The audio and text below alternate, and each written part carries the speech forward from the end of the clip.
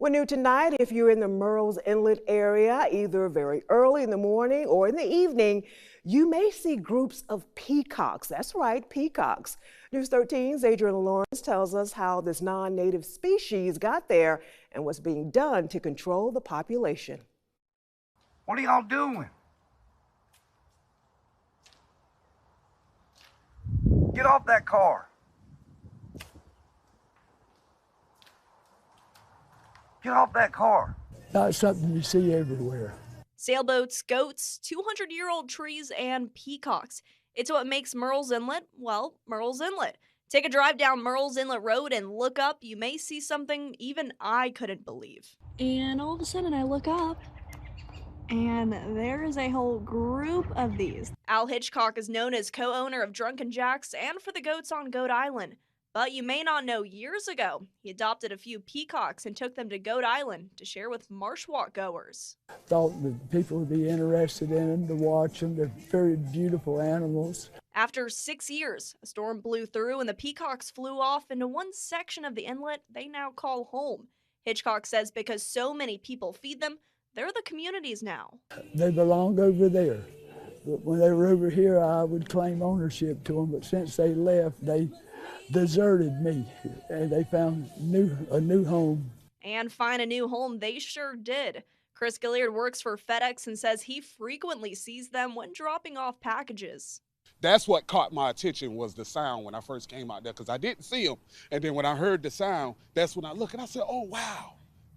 They're beautiful, though. They're beautiful. The 20-plus peacocks I saw during my 2 days in the neighborhood, of course, only chose to make sounds off camera. But you know it when you hear it. Neighbor Ivy Long says they've become neighbors of sorts. I love the fact that we have this ability to see this beautiful nature right here in front of our eyes. Where else are you going to see something like this without going to a zoo and seeing something in captivity? But other neighbors and nearby businesses who did not want to speak on camera told me they've become a nuisance. And by nuisance, I mean using the bathroom anywhere, anytime. What are y'all doing? Get off that car. You can't train like a dog to go over here on the fire hydrant. They could go where they want to go. Hitchcock says another issue is controlling the population, since just in the last few years it's gone from about 5 to more than 20.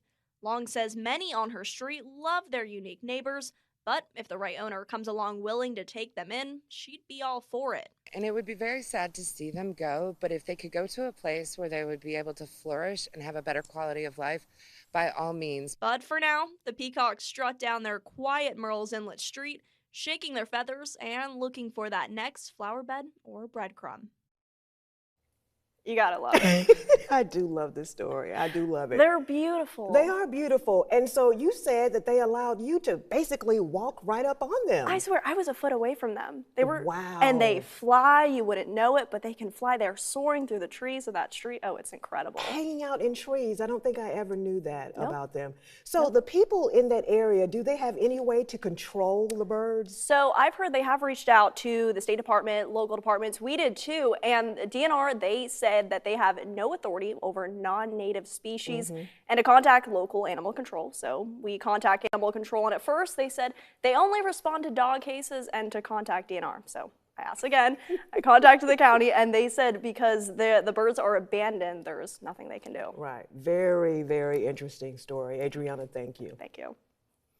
Well,